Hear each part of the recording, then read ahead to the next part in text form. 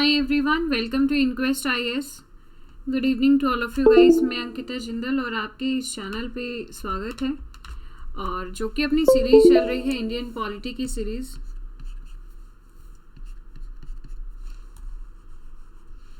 जो हमारी सीरीज चल रही है इंडियन पॉलिटी को हम लोग माइंड मैप्स की हेल्प से कवर अप कर रहे हैं. उसी सीरीज़ में हमने कई सारी वीडियोस अपलोड कर दी हैं चैनल पे. तो आप लोग अगर नए हैं तो प्लीज़ उन क्लासेस को ज़रूर देखें. और आज जो हम लोग इम्पॉर्टेंट स्टार्ट करने वाले हैं वो है फंडामेंटल राइट. ठीक है, फंडामेंटल राइट क्या है, क्या इनका मतलब थोड़ा स्टार्टिंग है, वो अब की क्लास में हम लोग देखने वाले हैं.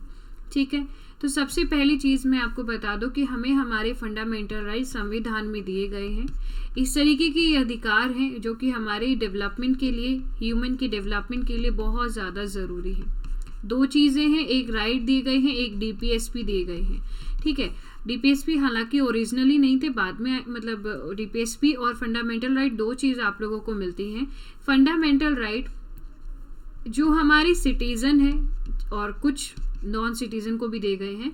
जो सिटीज़न की मैं बात करती हूँ, इनके डेवलपमेंट के लिए, इनके लिए दिए गए हैं, इनको प्रोटेक्शन मिले उस लिए दिए गए हैं, इनके फेवर में करते हुए दिए गए हैं. और अगर मैं इसके ही अलॉन्ग साइड में डीपीएसपी की बात करूँ तो डीपीएसपी जो है डायरेक्शंस दी गई हैं, किसको? स्टेट को दी गई है कि भाई तुमने क्या क्या करना है, क्या नहीं करना है. वो अधिकार, वो निर्देश जो है वो स्टेट को दिए गए हैं. और फंडामेंटल राइट अधिकार दिए गए हैं लोगों को कि तुम्हारे पास ये राइट है. अगर इनका हनन होता है तो तुम सुप्रीम कोर्ट और हाई कोर्ट जो है वो पहुंच सकते हो. ठीक है, तो चलिए देखते हैं कि पूरा डिटेल में क्या बात कहता है. There are the some fundamental right. Originally ये 7 थे, अब ये 6 हो गए हैं. एक प्रॉपर्टी वाला जो है वो हटा दिया गया है. सबसे पहला आर्टिकल 14 से लेके 18 तक अगर हम बात करें तो वो आते हैं इक्वालिटी के राइट, समानता का अधिकार. ठीक है, इसके बाद आते हैं right to freedom of expression, कि आपको अपनी बात कहने का अधिकार है, आप अपनी बात को बाकायदा कह सकते हो. ये आते हैं आर्टिकल 19 से लेके 22 तक. आपके लिए कोई भी भेदभाव नहीं होगा, कोई एक्सप्लॉइटेशन नहीं होगा, वो 23 और 24 में आता है. Right to freedom of religion की बात करें कि आपको अपने धर्म को मानना और उसकी वर्शिप करना, उसके हिसाब से चलना. ठीक है, यात्रा वगैरह निकालना, ये चीज़ अलाउड है. कन्वर्ट करना भी अलाउड है. वो आर्टिकल 25 से 28 में दिया गया है. आपके पास कुछ शिक्षा से संबंधित अधिकार है. आपको इंस्टीट्यूशन बनाना चाहते हो, किसी में पढ़ना चाहते हो, आपको मना किया जा रहा है तो उसके खिलाफ एक्शन लेना चाहते हो, ये अधिकार भी आपको 29 और 30 के अंदर दिए गए हैं. इसके अलावा ये सब राइट कब जीवित होंगे, इन सब राइट का होना, ये दिया गया है आर्टिकल 32 में, कि संविधानिक एक रेमेडी के रूप में एक तरीके से जो है इसको बोला गया है. ठीक है, कॉन्स्टिट्यूशनल रेमेडी. अगर ये नहीं होता तो इनका कोई भी काम नहीं है. अगर आपके पास अधिकार दे दिए लेकिन उस अधिकारों के हनन होने पर कहाँ आपको जाना है, अगर यही नहीं बताया तो क्या इन अधिकारों का मतलब है कि नहीं. आपको ये नहीं बताया आपको. ठीक है, ये वाली चीज़ है. इसीलिए आर्टिकल 30 को सोल ऑफ द कॉन्स्टिट्यूशन भी बताया गया है बी.आर. अम्बेडकर के द्वारा. राइट, कॉन्स्टिट्यूशनल रेमेडी में ये बताया गया कि अगर आपके इनमें से किसी भी अधिकार का हनन होता है तो सुप्रीम कोर्ट में बिना किसी अपील के डायरेक्टली जा सकते हो अंडर द आर्टिकल 32. और आप चाहो तो हाई कोर्ट भी जा सकते हो. अगर ज़्यादा नहीं करना चाहते तो अंडर द आर्टिकल 226 के तहत आप हाई कोर्ट का दरवाज़ा भी खटखटा सकते हो. आया समझ में? बेसिक चीज़ें आई होप कि अभी आप लोगों को समझ में आ गई होंगी. फंडामेंटल की बात करें तो इनको आप लोग मैग्ना कार्टा ऑफ इंडिया भी बोलते हो, जो कि हमारे इंडिया के लिए बहुत ज़्यादा ज़रूरी है. पार्ट 3 में शामिल है. आर्टिकल 12 से लेके 35 तक शामिल है. हालांकि मैंने आपको बताया कि आर्टिकल 14 से शुरू थे, बट 12 और 13 भी फंडामेंटल राइट ही है. वो कैसे हैं बताएंगे अभी. हमने इसको यूएसए और फ्रांस से इसको बोरो किया है. बट याद रखना, अगर देश में इमरजेंसी का समय लागू हो रहा है, पूरे देश में हो चाहे किसी कोने में हो, तो ये सारे सस्पेंड हो जाते हैं एक्सेप्ट द आर्टिकल 20 और 21. लेटर ऑन पढ़ेंगे इसका कारण. फंडामेंटल राइट हम लोगों ने जनरली अपने सिटीजन्स को दिए हैं, बट यहाँ पे रहने वाले जो नॉट सिटीजन हैं, नॉन सिटीजन है, फॉरेनर हैं, उनको भी कुछ अधिकार हमने दिए हैं. तो ग्रेजुअली आप लोग पढ़ते चलेंगे. फाइन। इसके बाद आर्टिकल 14 से 18 में बात करें तो ये बात कहता है जनरली कि कानून के सामने आप सब बराबर हैं, कानून के हाथ जो बराबर खड़े हैं उनके नीचे सब कोई आ जाते हैं, कोई अमीर गरीब नहीं रहेगा, कोई मेन वेमेन, कोई जनरल एससी कास्ट का कोई भेदभाव नहीं रहेगा, और कानून की नज़रों में जो न्याय है वो सबको बराबर मिलेगा, ये समानता का अधिकार कहता है। 19 से 22 कहता है कि अगर आप कहीं खड़े हो, बोलने का अधिकार है, आप अपने विचार पेश कर सकते हो, असेंबली एसोसिएशन बना सकते हो, मूवमेंट कर सकते हो, कहीं रह सकते हो, कोई प्रोफेशन कर सकते हो, और भी कुछ अधिकार है। 23-24 कहता है कि मानव का ट्रेड नहीं होगा, ह्यूमन बींग्स का, और बंधुआ मजदूरी नहीं होगी, वो चीज़ 23 और 24 कहता है। 25-28 कहता है कि आपको अपने धर्म को चलाना, प्रोफेस करना, वर्शिप करना, प्रोपिगेट करना, उसका प्रचलन करना, क्या बोलते हैं, सत्संग वगैरह करना जैसे हम लोग करते हैं, यात्रा निकालना, अपना फेस्टिवल सेलिब्रेट करना, ये सब चीज़ों का अधिकार है, ठीक है। लेकिन इसके साथ एक और शब्द जुड़ जाता है, सिक्योलर। आप सरकारी रूप से किसी भी धर्म को सर्वोपरि नहीं किया जाएगा, और बाकी दूसरे को किसी को भी एलिमिनेट नहीं किया जाएगा, सभी धर्मों का बराबर ही होगा। अगर आप दिवाली मनाते हो, सरकारी लेवल पे बात कर रहे हो, तो आप ईद भी बनाओगे, वो वाली चीज़ है। इसलिए गवर्नमेंट इसमें इतना इंटरफेयर नहीं करती, क्योंकि सिक्योलर है, तो गवर्नमेंट इसको सुपीरियर नहीं रख सकती। 29 और 30 माइनॉरिटी के अधिकारों को प्रोटेक्ट करने की बात, और कुछ शिक्षा के संबंधित अधिकार दिए गए हैं। आर्टिकल 32 कुछ रिट्स देता है, इनके तहत आप अपने बाकी के अधिकारों को बचा सकते हो। फाइन, ये चीज़ें मैंने आप लोगों को बता दिया। फंडामेंटल राइट हमने यूएसए से लिया, और यूएसए में ये चीज़ बिल ऑफ राइट के नाम से फेमस है, हम लोग इनको फंडामेंटल राइट कहते हैं। फंडामेंटल राइट गारंटी किए जा रहे संविधान के द्वारा हर एक पर्सन को। प्लीज़ बी रिमेंबर, इस पर्सन के अंदर सिटीज़न, नॉन सिटीज़न, इंडिविजुअल और फॉरेनर और आपकी लीगल पर्सन भी इसमें शामिल है। लीगल पर्सन मतलब कोई भी कंपनी है ना, तो उसको वो भी शामिल होती है। हाँ, कुछ एक्सेप्शंस के तहत का सहारा लेके सभी पर्सन को ये बिना किसी भेदभाव के अवेलेबल कराए गए हैं।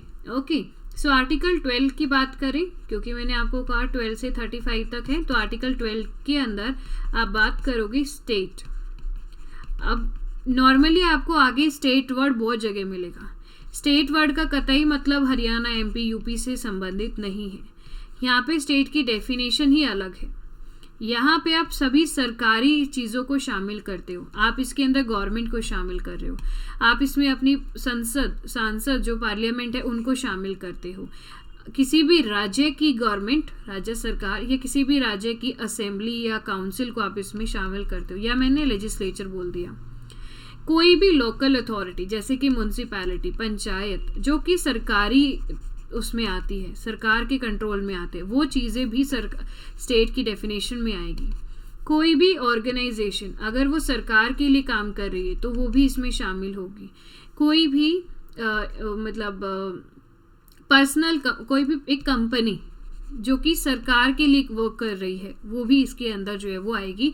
हर चीज़ जो है वो स्टेट के डेफिनेशन में शामिल हो जाएगी जिस पे सरकार का अख्तियार है। ठीक है, let's come on to the article 13। Article 13 very important, बहुत ज़्यादा न्यूज़ में भी रहता है, तो आपको प्लीज़ अच्छे से याद करना है।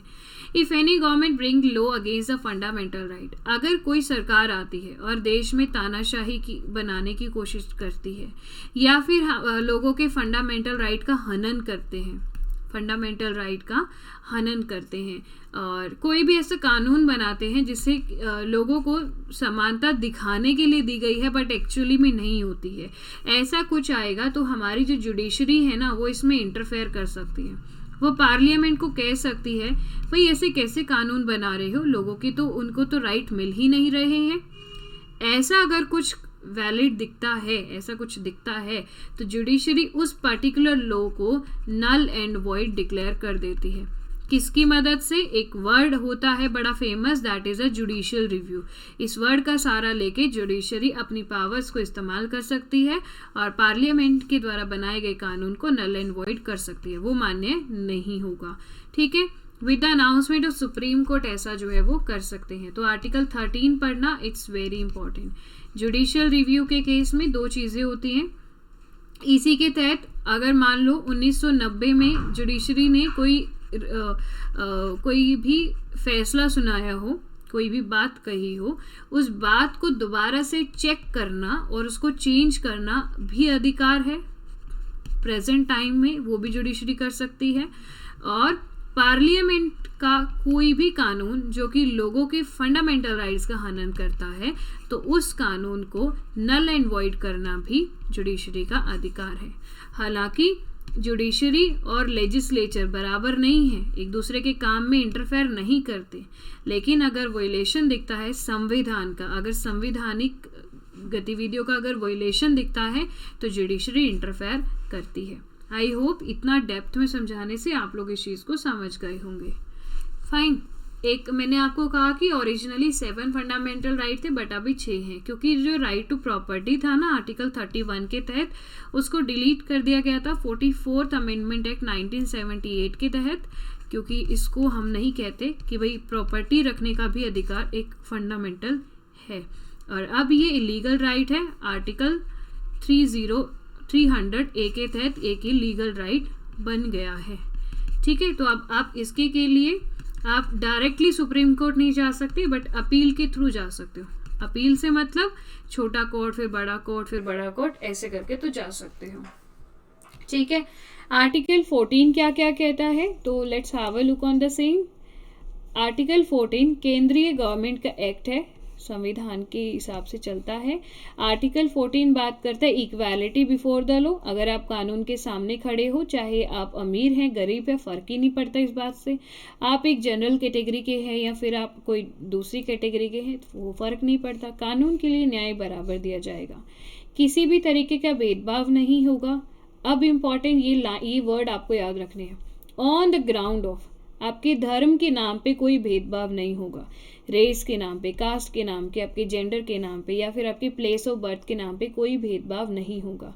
अगर गवर्नमेंट कंपनी वैकेंसी निकालती है और ये कहती है कि दिल्ली के बंदों को ही मैं सिर्फ नौकरी दूंगी, अगर वो कंपनी ऐसा कहती है, या फिर ये कहती है कि भाई असम से आने वाले लोगों को मैं नौकरी नहीं दूंगी, प्लेस ऑफ बर्थ की आपने उस बिहाव पे डिस्क्रिमिनेट किया, वो चीज़ मतलब वैलिड नहीं मानी जाएगी, आप उसको वैनिश कर दोगे। ठीक है, उसके खिलाफ केस किया जा सकता है।